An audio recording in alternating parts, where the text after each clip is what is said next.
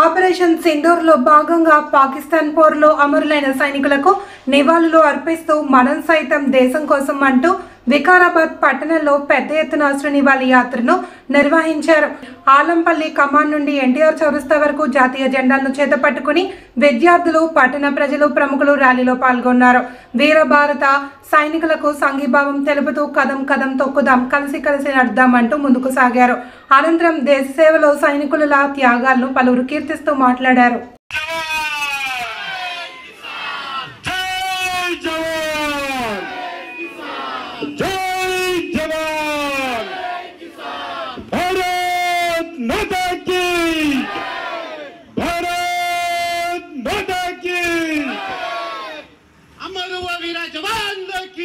जोहार जोहार वीर जवान की जोहार जोहार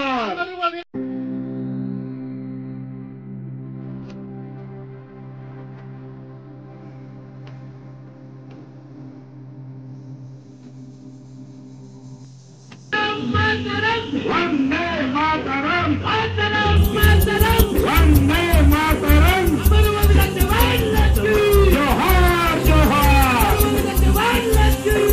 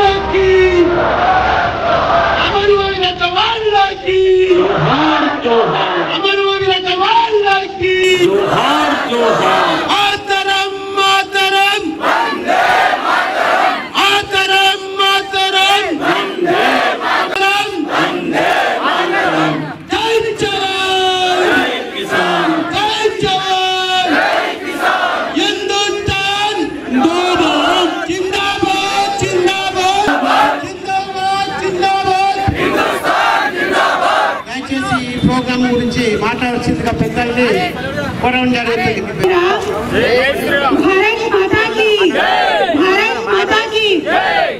గత 10 సంవత్సరాలుగా దేశం సుభిక్షంగా శాంతి భద్రతలతో చాలా ప్రశాంతంగా ఉన్న భారతదేశాన్ని నరేంద్ర మోడీ గారి నాయకత్వంలో అభివృద్ధి దిశకు వెళ్తున్న మన భారతదేశాన్ని ఏ విధంగానైనా అభివృద్ధికి ఆటంకపరచాలని, మన అభివృద్ధిని కించపరచాలనే ఒక ఉద్దేశంతో ఉగ్రవాద మూకలు ఈరోజు పహల్గామ్లో సివిలియన్స్ అయిన టూరిస్టులను మరియు తీర్థయాత్రలకు వెళ్ళిన వాళ్లను మతం పేరుతోని, భార్యాభర్తలు ఇద్దరుంటే మీరు హిందువా ముస్లిమా అని అడిగి మతం పేరుతోని కేవలం మగవాళ్ళను మాత్రమే చంపడం, ఇది ఎంత అమానుషమైన చర్య అంటే ఆడవాళ్ళ సింధూరాన్ని వాళ్ళు ఒక ఛాలెంజ్ చేసిరు.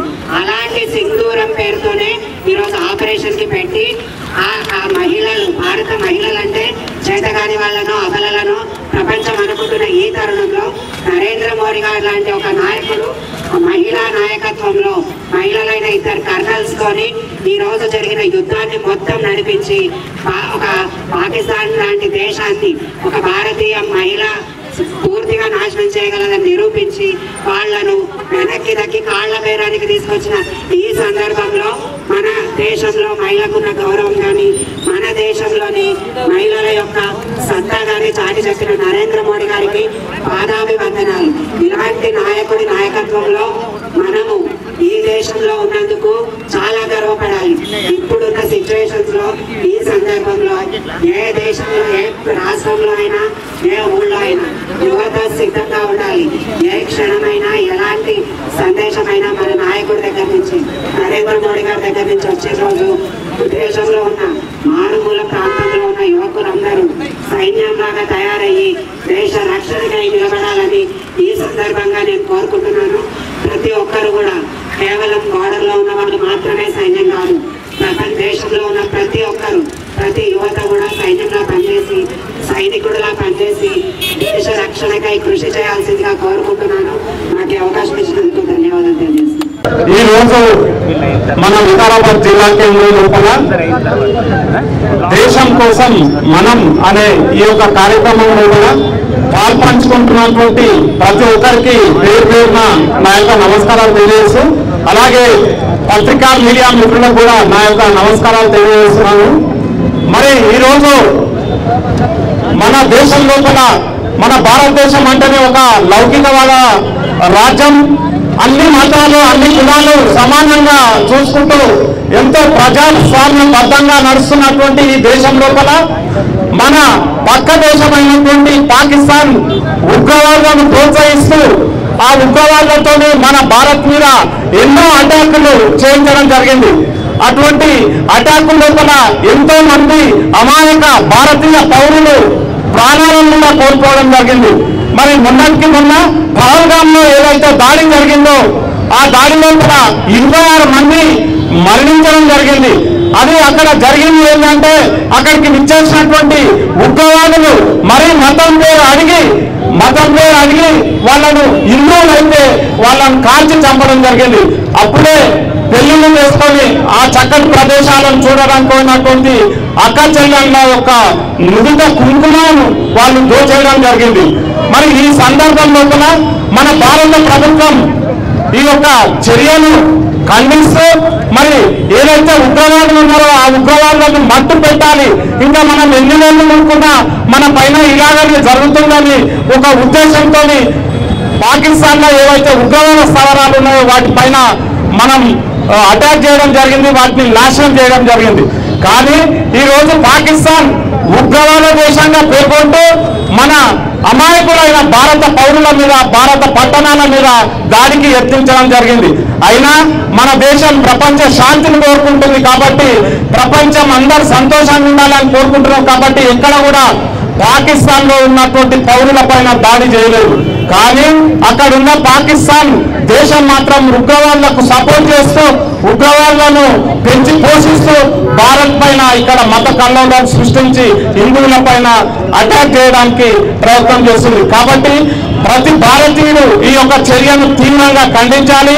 దేశం కోసం మనందరం గర్వపడే విధంగా సైనికులకు అండగా ఉండాలి. అవసరమైతే భారతదేశంలో మనం అందరం కలిసి యుద్ధం చేయడానికి సిద్ధంగా ఉన్నామనే మెసేజ్ కూడా ఇవ్వాలి.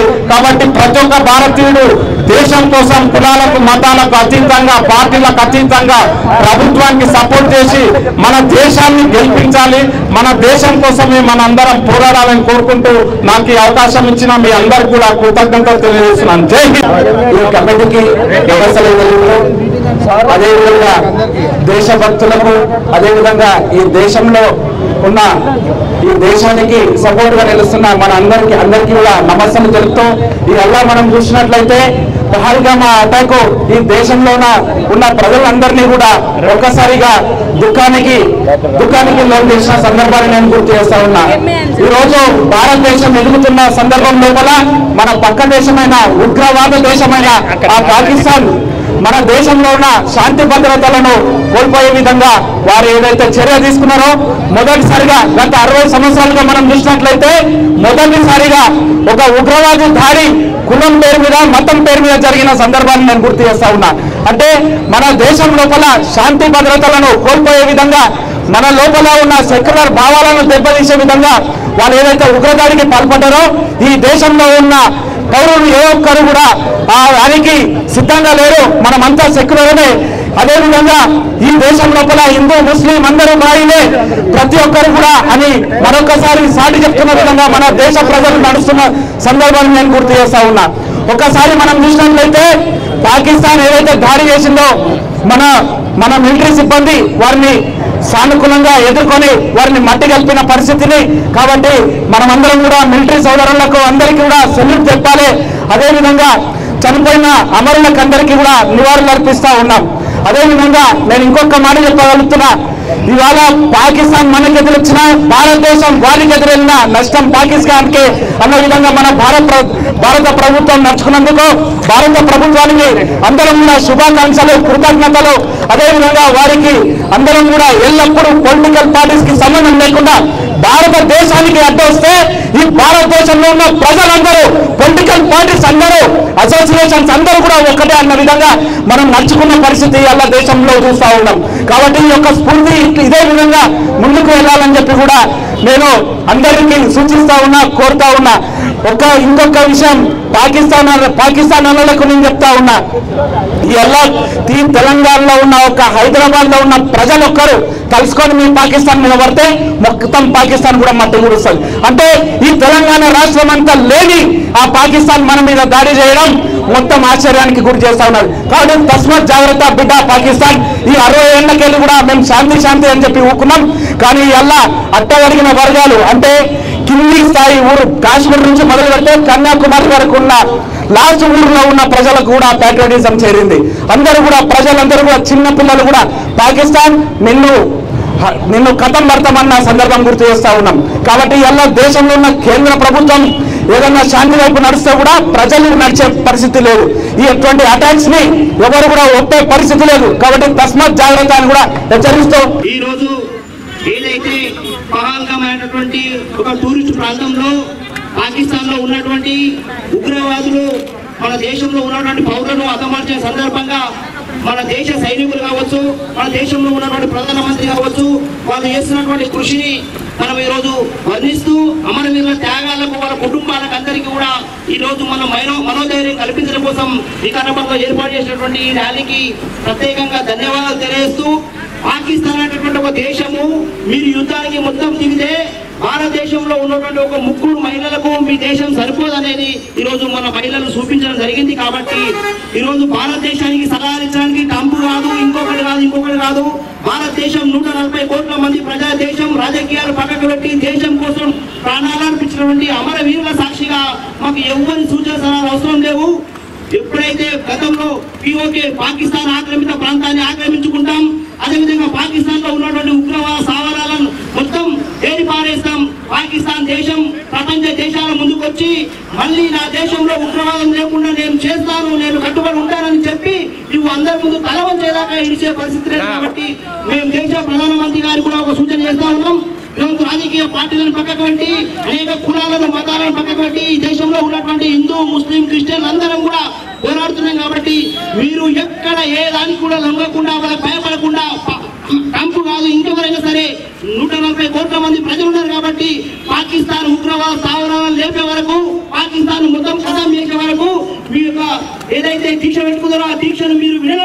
చెప్పేసి విజ్ఞప్తి చేస్తా ఉన్నాము. కాబట్టి మేము ఉంటాం కాబట్టి ఈ సూచనగా ర్యాలీ తీస్తా ఉన్నాము. ఈ ర్యాలీ లోపల అనేక పార్టీల వారు, విద్యార్థులు, స్వచ్ఛంద సంస్థలు, రిటైర్మెంట్ ఆర్మీ, పోలీసులు, జర్నలిస్టులు, మహిళలు పెద్ద ఎత్తున పాల్గొన్నారు. కాబట్టి ఈ ర్యాలీ విజయవంతమైంది. వారందరికీ కూడా దేశ అమరవీరుల తరఫున, వాళ్ళ కుటుంబాల తరఫున అందరూ కూడా ర్యాలీలో పాల్గొన్నటువంటి వాళ్ళందరికీ ధన్యవాదాలు తెలియజేస్తూ మరోసారి దేశం జోలికి వస్తే కబడ్డారు బిడ్డ అని చెప్పేసి పాకిస్తాన్ హెచ్చరిస్తూ ఈ కార్యక్రమాన్ని ఇంతటితో ముగిస్తా ఉన్నాం. జై జవాన్ జై కిసాన్. పెహల్గాం దాడి తర్వాత ఆపరేషన్ సింధూర్ త్రివిధ దళాలు నెత్తినెట్టుకొని పాకిస్తాన్ పై వాళ్ళు ఇస్తున్నటువంటి 4 మిసైళ్లు 400 డ్రోన్లను విసిరితే మాకున్నటువంటి సుదర్శన చక్రం, ద్వాపర యుగం నాటి శ్రీకృష్ణుడు ఆచరించినటువంటి సుదర్శన చక్రం సంబంధించిన క్షిపణిని వాడితే కకావికలమే మీ దేశంలో కనీసం అడుగు పెట్టకుండా మీ క్షిపణిని ధ్వంసం చేసినటువంటి చరిత్ర భారతదేశంలో త్రివిధ దళాలకు సత్తా.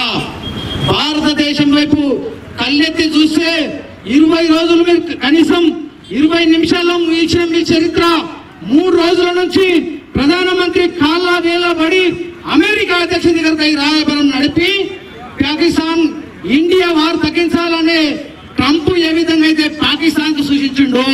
చాలా మంది సోషల్ మీడియాలో ప్రధానమంత్రి నరేంద్ర మోడీ గారి పైన మీరు అవాకులు చవాకులు పెడుతున్నారు. ప్రధానమంత్రికి చెప్పేంత ధైర్యం ట్రంప్ కు లేదు. భారతదేశం ఎప్పుడైనా సర్వసత్తాక దేశం, ప్రజాస్వామ్య దేశం ఇది.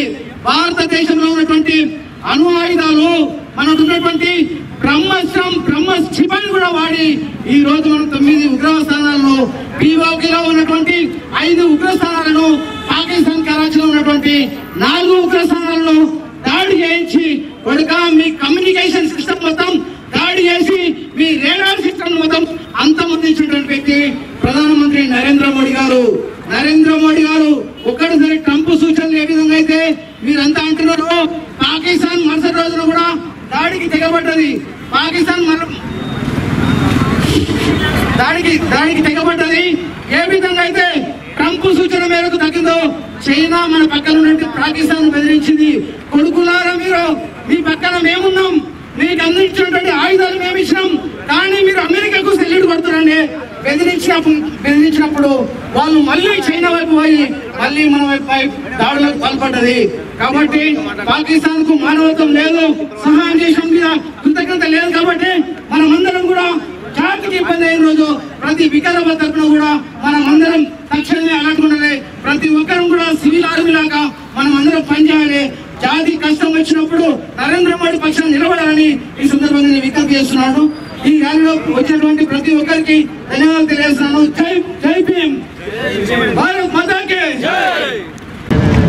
భారతదేశము పాకిస్తాన్ మధ్యలో అయితే యుద్ధ వాతావరణం ఉందో ఆ యుద్ధ వాతావరణంలో ఎంతోమంది జవాన్లు అమరయ్యారు. అయితే జవాన్ల కోసము, వారి కుటుంబాల కోసము అశ్రు నివాళి యాత్ర Indian medical association, Vikarabad advocate association, తర్వాత వివిధ ప్రజా సంఘాలు, రాజకీయ పార్టీలు అందరూ కూడా, తర్వాత విద్యార్థులు, కళాశాల విద్యార్థులు అందరూ కూడా ఏకంగా ఈరోజు ర్యాలీ నిర్వహించడం జరిగింది. మేమందరం కూడా భగవంతుని ఈశ్వరుని ప్రార్థిస్తున్నాము.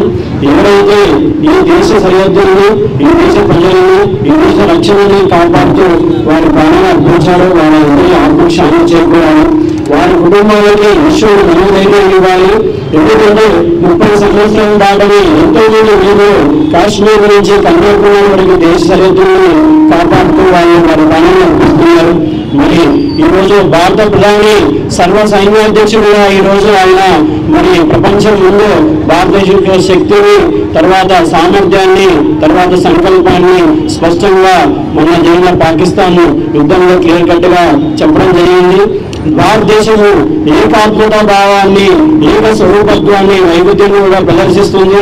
అవసరమైతే కన్యాకుమారి నుంచి కాశ్మీర్ వరకు, పల్లె నుంచి పట్టణాల వరకు ప్రతి ఒక్కరు ఏకమయ్యి మరి యుద్ధం కావచ్చు, త్యాగం కావచ్చు, అర్పణకు సిద్ధంగా ఉన్నారనే సంకేతాన్ని ఈరోజు నరేంద్ర మోడీ గారు ప్రపంచానికి సంకేతంగా పంపించారు. కాబట్టి ఈరోజు మనందరూ కూడా తెలుసుకోవాల్సింది ఏంటంటే దేశం అంటే సైన్యం, దేశం అంటే రైతులు, దేశం అంటే కార్మికులు, వాళ్ళ యొక్క త్యాగాల్ని మరి అన్ని వర్గాల వాళ్ళు ఎప్పుడు కూడా మర్చిపోవద్దు.